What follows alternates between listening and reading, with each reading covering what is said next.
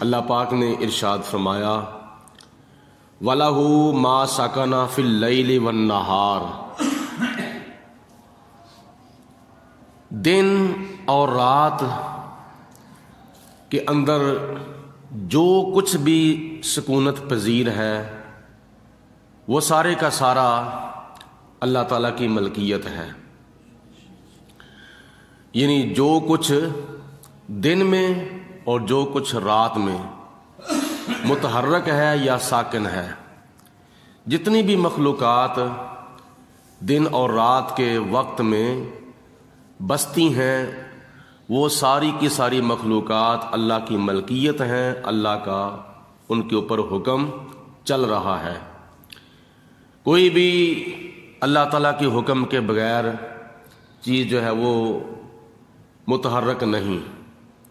اگر کوئی چیز ساکن ہے تو وہ بھی اللہ کے حکم سے، اگر کوئی چیز متحرک ہے تو وہ بھی اللہ کے حکم سے. مثلا سورج چل رہا ہے دن کے اندر اللہ کے حکم سے، چاند رات میں چل رہا ہے اللہ کے حکم سے، آسمان ساکن ہے تو وہ بھی اللہ تعالیٰ کے حکم سے، زمین ساکن ہے تو وہ بھی اللہ کے حکم سے، درخت اپنی جگہ پہ ساکن ہیں تو وہ بھی اللہ کے حکم سے، دریا چل رہے ہیں تو وہ بھی اللہ تعالیٰ کے حکم سے، ہوائیں چل رہی ہیں تو وہ بھی اللہ کے حکم سے. یعنی دن اور رات کے اندر جتنی بھی مخلوقات بس رہی ہیں، متحرک ہیں یا ساکن ہیں، وہ اللہ تعالیٰ کے حکم سے ہیں، اللہ تعالیٰ کی ملکیت ہے، اللہ کی ان کے اوپر سلطنت ہے، اللہ کی ان کے اوپر بادشاہی ہے. یعنی سب کچھ ذاتی طور پر یہ اللہ ہی کا ہے، اور وہ اللہ ہے وَهُوَ السَّمِيعُ الْعَلِيمُ، اور وہ سننے والا بھی ہے اور جاننے والا بھی ہے، ہر ایک کی سنتا بھی ہے اور ہر ایک کو جانتا بھی ہے. اور ایک ہوتا ہے سننا، ایک ہوتا ہے قبول کرنا. اللہ پاک سنتا سب کی ہے لیکن قبول کسی کی کرتا ہے کسی کی نہیں کرتا. اب بعض لوگ کہتے ہیں کہ ہم نے تو اللہ تعالیٰ کے آگے بڑی دعائیں کی ہیں لیکن اللہ ہماری دعا سنتا نہیں ہے. تو یہ کلمہ نہیں کہنا چاہیے.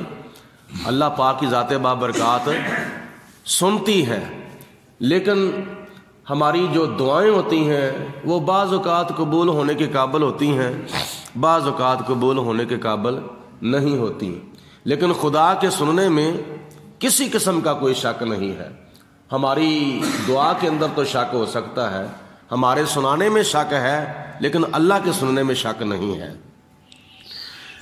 اللہ تعالیٰ نے آگے ارشاد فرمایا قل، اے میرے پیارے حبیب علیہ الصلوۃ والسلام آپ ان کو ارشاد فرما دیں، ان مکے کے کافروں کو، ان مکے کے مشرکوں کو، اغیر اللہ اتخذ ولیا، کیا میں اللہ کے سوا کسی اور کو اپنا معبود بنا لوں؟ مفسرین نے لکھا ہے کہ یہ آیت مبارکہ اس وقت نازل ہوئی تھی کہ جب مکے کے کافروں نے اور مکے کے مشرکوں نے نبی پاک صلی اللہ علیہ وسلم پر اعتراض کیا تھا کہ یہ جو تم نے نبوت کا دعویٰ کیا ہے یہ اپنی ضروریات کو پورا کرنے کے لیے کیا ہے. یعنی حضور علیہ الصلوۃ والسلام کی طرف لالچ کو، طمع کو منسوب کر دیا کہ حضور علیہ الصلوۃ والسلام نے یہ جو نبوت کا، رسالت کا دعویٰ کیا ہے کہ میں نبی ہوں، میں رسول ہوں، یہ تو صرف اور صرف انہوں نے اپنی دنیاوی ضروریات پوری کرنے کے لیے دعویٰ کیا ہے. تو خدا کی ذات بابرکات نے اس وقت یہ آیت مبارکہ نازل فرمائی کہ اللہ رب العالمین کی ذات بابرکات چونکہ معبود بھی ہے اور ذاتی طور پر کارساز بھی ہے، اور خدا تعالیٰ کی ذات بابرکات ذاتی طور پر کارساز یعنی حاجتوں کو پورا کرنے والا ہے. تو اللہ تعالیٰ نے فرمایا میرے محبوب ان کو کہہ دو کہ میری ضروریات تم پورا کرنے والے نہیں ہو، میری ضروریات کو تم نہیں پورا کرنے والے، میری ضروریات کو اللہ پوری کرنے والا ہے، جو ذاتی طور پر میرا کارساز ہے، جو حاجت روا بھی ہے اور مشکل کشا بھی ہے ذاتی طور پر۔ تو تم یہ اعتراض کرتے ہو کہ میں نے نبوت کا دعویٰ اپنی دنیاوی ضروریات پورا کرنے کے لیے کیا ہے۔ نہیں، میں تم سے اپنی ضروریات پوری نہیں کر رہا، بلکہ میں تو اپنے رب کا محتاج ہوں، اپنے رب کے سوا میں کسی کا محتاج نہیں ہوں۔ تو اس لیے اللہ تعالیٰ نے اس وقت یہ آیت مبارکہ نازل فرمائی، قل، اے میرے محبوب آپ ان کو ارشاد فرما دیں جو تمہارے اوپر اعتراض کر رہے ہیں، ان کو کہہ دو، اغیر اللہ اتخذ ولیا، کیا میں اللہ کے سوا کسی اور کو ذاتی طور پر اپنا کارساز بنا لوں، یعنی اپنا معبود بنا لوں؟ وہ کون ہے؟ فاطر السماوات والارض، وہ زمینوں کو بھی پیدا کرنے والا ہے اور وہ آسمانوں کو بھی پیدا کرنے والا ہے۔ فاطر یعنی پیدا کرنے والا، زمین کو اللہ نے پیدا کیا ہے اور آسمان کو بھی اللہ نے پیدا کیا ہے۔ تو جو زمین کو پیدا کر سکتا ہے بغیر مادے کے، آسمان کو پیدا کر سکتا ہے بغیر مادے کے، یعنی آج ہم نے کوئی چیز بنانی ہو تو چیز بنانے سے پہلے اس کا مٹیریل ہمیں چاہیے، ہم کسی چیز کو اس کے مٹیریل کے بغیر نہیں بنا سکتے۔ کسی نے مکان بنانا ہے تو اس کو اینٹوں کی ضرورت ہے، سیمنٹ کی ضرورت ہے، ریت کی ضرورت ہے، بجری کی ضرورت ہے، سریے کی ضرورت ہے اور اس طرح کی اور چیزوں کی ضرورت ہے۔ یہ مادہ ہے، یہ مٹیریل ہے۔ تو آج ہم نے تم نے کسی چیز کو بنانا ہو تو بغیر مٹیریل کے نہیں بنا سکتے۔ اللہ پاک کی ذات بابرکات جب بھی کسی چیز کو پیدا کرنا چاہتی ہے تو صفت کن سے پیدا فرما دیتی ہے، اور خدا تعالیٰ کو کسی چیز کی، کسی مٹیریل کی، کسی مادے کی ضرورت نہیں۔ کسی چیز کو بنانے کے لیے خدا تعالیٰ نے سورج کو پیدا کیا ہے بغیر مٹیریل کے، چاند کو پیدا کیا ہے بغیر مٹیریل کے۔ وَإِذَا قَضَىٰ أَمْرًا فَإِنَّمَا يَقُولُ لَهُ كُن فَيَكُونُ، اللہ فرماتا ہے کہ جب میں کسی چیز کو بنانے کا ارادہ کرتا ہوں تو میں اس کو کہتا ہوں کن، ہو جا، فیکون، تو وہ چیز پیدا ہو جاتی ہے۔ یعنی اللہ پاک نے ان مخلوقات کو صفت کن کے ساتھ پیدا کیا ہے۔ جس چیز کو خدا تعالیٰ بنانا چاہتا ہے اس چیز کا ارادہ کر کے خدا فرماتا ہے کن، ہو جا، تو وہ چیز پیدا ہو جاتی ہے۔ تو اس لیے اللہ پاک نے زمین کو، آسمان کو، سورج کو، چاند کو، تاروں کو، درختوں کو اور پتھروں کو، دریا کو، ہوا کو بغیر مٹیریل کے پیدا کیا ہے۔ زمینوں آسمانوں کو وہ پیدا کرنے والا ہے۔ اور آگے اس کی صفت ہے وَهُوَ يُطْعِمُ، وہ کھلاتا ہے، وہ پلاتا ہے، وہ پرورش کرتا ہے، وہ روزی رسان ہے، وہ رزق دینے والا ہے، سب کا پالنہار ہے، اپنوں کو بھی دیتا ہے، بیگانوں کو بھی دیتا ہے، جو مانتا ہے اس کو بھی دیتا ہے، جو نہیں مانتا اس کو بھی دیتا ہے، ہندوؤں کو، سکھوں کو، عیسائیوں کو، یہودیوں کو، مشرکوں کو، کافروں کو، مسلمانوں کو، کیڑوں کو، مکوڑوں کو، حشرات الارض کو، اور خدا تعالی ہر مخلوق کو پالتا ہے۔ الحمدللہ رب العالمین، اللہ تعالیٰ کے لیے تمام ہر قسم کی خوبیاں ہیں، جو سارے جہانوں کو پالنے والا ہے، کھاتا نہیں کھلاتا ہے۔ وَهُوَ يُطْعِمُ، اور وہ اپنی مخلوقات کو کھلاتا ہے۔ وَلَا يُطْعَمُ، اور وہ خود نہیں کھاتا، خود کھانے سے پاک ہے۔ اللہ پاک کی ذات بابرکات نے یہ صفت ہمیں بھی اپنانے کا حکم دیا ہے، تم کھاؤ بھی، تم نہ بھی کھاؤ، کیونکہ میں نہیں کھاتا، میری صفت جو ہے وہ نہ کھانا ہے۔ تو نبی پاک علیہ السلام نے ایک حدیث پاک میں ارشاد فرمایا تخلقوا باخلاق اللہ، اپنے اندر خدا کی صفتیں پیدا کیا کرو۔ اور اللہ تعالیٰ کی بعض صفتیں ایسی ہیں کہ جن کو ہم نہیں اپنا سکتے، اور بعض صفتیں ہیں جن کو اپنانے کا اللہ تعالیٰ نے حکم دیا ہے۔ وہ صفتیں کون سی ہیں جو خدا کی ہم نہیں اپنا سکتے؟ وہ اللہ تعالیٰ کی صفتوں میں سے ایک صفت ہے صفت الوہیت، یعنی اپنی عبادت کروانا۔ اللہ تعالیٰ الہ ہے، اللہ کے سوا کوئی الہ نہیں ہے۔ لا الہ، آصف دھیان کریں تو یار ادھر دیکھو، میں ادھر آپ سے بات کر رہا ہوں۔ لا الہ الا اللہ، کوئی الہ نہیں ہے، صرف اللہ، اللہ کے سوا کوئی معبود نہیں۔ تو الہ ہونا یہ اللہ کی صفت ہے، اور اللہ نے یہ صفت اپنے نبیوں کو بھی نہیں دی، اللہ نے یہ صفت اپنے ولیوں کو بھی نہیں دی، اللہ نے یہ صفت اپنے شہداء کو بھی نہیں دی، اللہ نے یہ صفت نبی پاک علیہ السلام کے صحابہ کو بھی نہیں دی۔ فرعون کون تھا یہ صفت کو اپنانے والا؟ نمرود کون تھا؟ اور دوسرے سارکش جنہوں نے خدا کی زمین کے اوپر خدائی کا دعویٰ کیا تھا، وہ کون تھے اس صفت کو اپنانے والے؟ جبکہ یہ صفت اللہ نے اپنے نبیوں کو نہیں دی ہے، تو دوسرا کون ہے؟ اس لیے اللہ کی صفتوں میں سے ایک صفت ہے الہ، اس کو کوئی بھی نہیں اپنا سکتا۔ اور ایک صفت ہے اللہ تعالیٰ کی المتکبر، المتکبر، جیسے کہ سورۃ حشر میں آتا ہے هو اللہ الذی لا الہ الا هو الملک القدوس السلام المؤمن المہیمن العزیز الجبار المتکبر۔ اللہ تعالیٰ مالک بھی ہے، اللہ تعالیٰ قدوس بھی ہے، اللہ تعالیٰ سلام بھی ہے، اللہ تعالیٰ مہیمن بھی ہے، اللہ تعالیٰ مومن بھی ہے، اللہ تعالیٰ جبار بھی ہے، اللہ متکبر بھی ہے۔ تو اللہ پاک نے یہ صفت بھی کسی کو نہیں دی۔ متکبر، تکبر صرف اور صرف اللہ تعالیٰ کا حق ہے۔ غرور کرنا، تکبر کرنا، یہ اللہ کی صفت ہے، اللہ کے سوا کوئی بھی اس صفت کو نہیں اپنا سکتا، یعنی اپنے اندر غرور اور تکبر نہیں پیدا کوئی اپنے اندر کر سکتا۔ بلکہ خدا فرماتا ہے ان اللہ لا يحب المتکبرین، بے شک اللہ تعالیٰ تکبر کرنے والوں سے محبت نہیں فرماتا، بلکہ خدا تعالیٰ عاجزی انکساری کرنے والوں سے محبت فرماتا ہے۔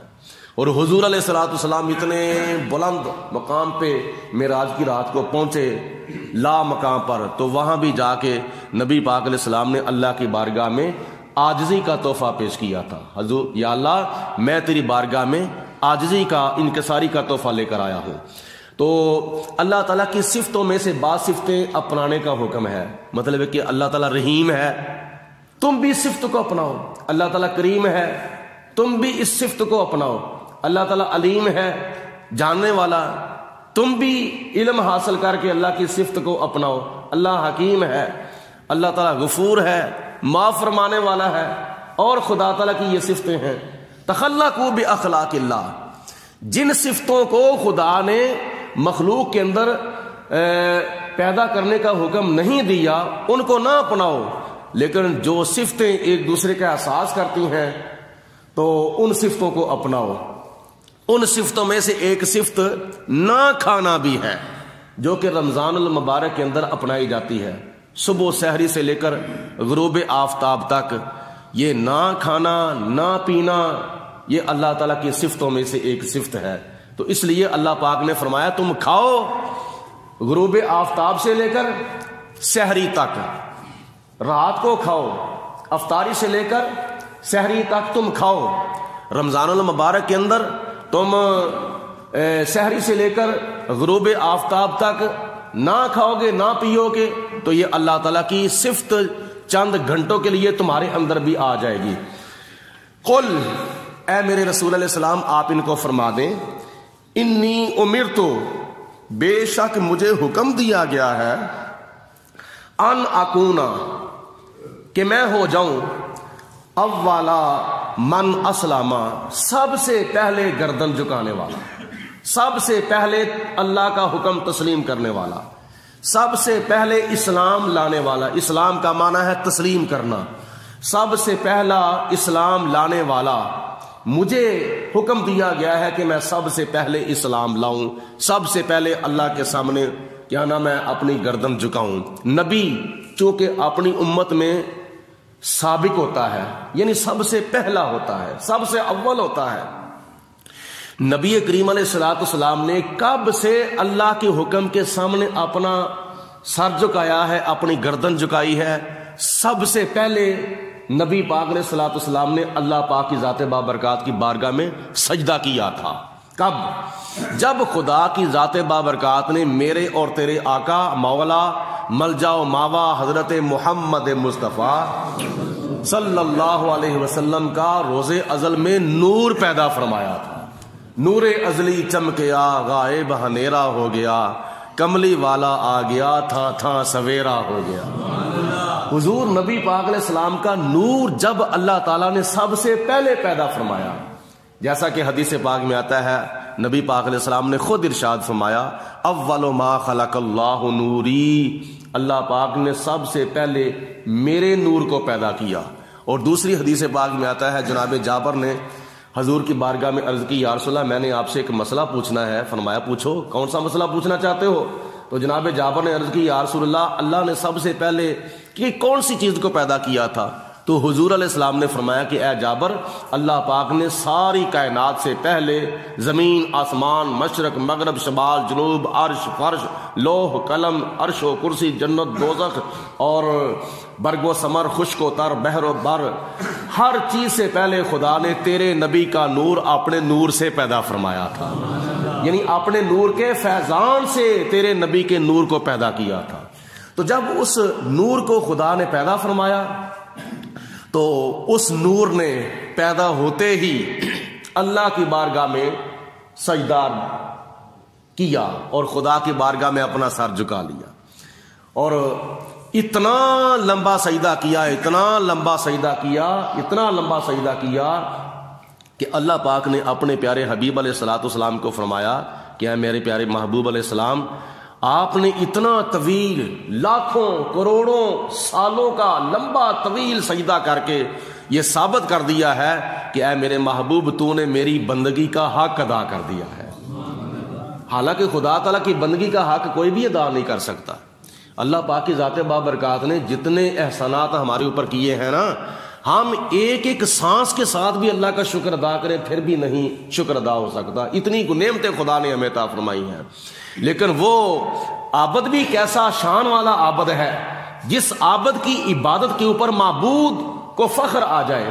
وہ ساجد بھی کیسا سجدہ کرنے والا ہے جس کے سجدے کے اوپر اس مسجود کو ناز آ جائے، فخر آ جائے اور خدا فرمائے میرے محبوب تو نے میری بندگی کا حق ادا کر دیا ہے. اس لیے سب سے پہلے اللہ پاک نے اپنے محبوب کے نور کو پیدا کیا اور حضور علیہ الصلوۃ والسلام نے پھر اس وقت سے لے کر اب تک اور اب سے لے کر قیامت تک اللہ تعالیٰ کی بندگی کی ہے اور کر رہے ہیں. حضور نبی پاک علیہ الصلوۃ والسلام کی یہ شان بندگی اور شان عبادت ہے. تو اللہ پاک نے فرمایا قل انی امرت ان اکون اول من اسلم، ان کو کہہ دو مشرکوں کو کافروں کو مجھے حکم دیا گیا ہے کہ میں سب سے پہلے اللہ کی بارگاہ میں اللہ کے حکم کے سامنے اپنی گردن جھکانے والا ہوں. ولا تکونن من المشرکین، اور تم مشرکوں میں سے نہ ہو جاؤ. قل، اے میرے حبیب علیہ السلام آپ ان کو پھر ارشاد فرما دیں، انی اخاف، بے شک میں ڈرتا ہوں، ان عصیت ربی، اپنے رب کی بالفرض اگر میں نافرمانی کروں. ویسے خدا تعالیٰ کے سارے نبی معصوم ہیں، آدم علیہ السلام سے لے کر حضور علیہ الصلوۃ والسلام تک سارے نبی سارے رسول سارے پیغمبر معصوم ہیں. اور حضور علیہ الصلوۃ والسلام کی شریعت کے اندر یہ چیز شامل ہے کہ اللہ کے فرشتے بھی معصوم ہیں، اللہ بھی معصوم ہے، اللہ کی ذات معصوم ہے، اللہ کے فرشتے معصوم ہیں اور اللہ کے سارے نبی معصوم ہیں.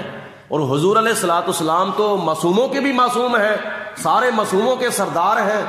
تو اس کے باوجود اللہ پاک نے اپنے محبوب علیہ السلام کو فرمایا کہ اے میرے محبوب ان کو کہہ دو بالفرض اگر میں بھی اللہ تعالیٰ کی نافرمانی کروں تو میں ڈرتا ہوں اللہ تعالیٰ کی نافرمانی کرنے کی وجہ سے عذاب یوم عظیم، بہت بڑے عذاب کے دن سے، یعنی قیامت والے دن سے. میں بھی اللہ تعالیٰ سے ڈرتا ہوں اس معاملے میں کہ اللہ تعالیٰ کی نافرمانی کروں. وہ نبیوں کے نبی ہو کر، رسولوں کے رسول ہو کر اس قدر عاجزی انکساری اختیار کر رہے ہیں، تو ہم تو سر سے لے کر پاؤں تک گناہوں کے پتلے ہیں. قدم قدم پہ ہم گناہ کرتے ہیں، قدم قدم پہ ہم خطائیں کرتے ہیں، تو ہمارے دلوں کے اندر کتنا کو خوف ہے، ہمارے دلوں کے اندر کتنا کو اللہ تعالیٰ کا ڈر ہے، جبکہ نبی پاک علیہ الصلوۃ والسلام یہ فرما رہے ہیں جن سے گناہ کا امکان ہی نہیں ہے، جن سے غلطی کا خطا کا امکان ہی نہیں ہے، وہ یہ صرف اور صرف ہماری تعلیم کے لیے، ہمارے سبق کے لیے کہ جب میں یہ کہہ رہا ہوں تو پھر کیوں تمہارے اندر بھی یہ چیز پیدا نہیں ہو رہی، کیا وجہ ہے؟ تمہارے اوپر اتنے گناہوں کے پردے پڑ چکے ہیں، اتنے گناہوں کا تمہارے اوپر بوجھ پڑ رہا ہے کہ تم اللہ تعالیٰ کے خوف سے بھی خائف نہیں ہو رہے۔ اللہ پاک سے ڈرنا چاہیے اور خدا تعالیٰ کی ذات بابرکات کا خوف کرنا چاہیے۔